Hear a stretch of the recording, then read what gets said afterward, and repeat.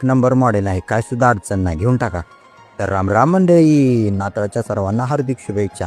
ह्या शुभेच्छा द्यायला मी मेजर साहेबांच्या घरी गेलो. त्यांना शुभेच्छा देऊन आज दुकान उघडावं म्हणलं. आज सुट्टीचं काही सुद्धा प्लॅन करायचं नाही, दुकानात बसायचं आणि फक्त काम करायचं. पण कुठलं काय, शेवटी नवले पाहुण्यांबरोबर मला जवळाला जावंच लागलं.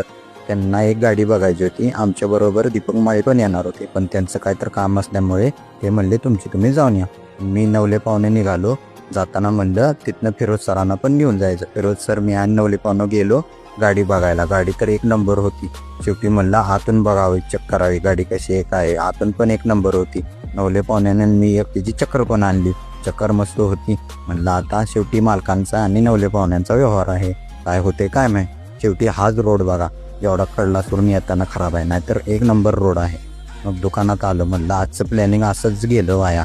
तुमचं प्लॅनिंग कधी असं पिसकटलंय का? आपण भेटू उद्या. धन्यवाद.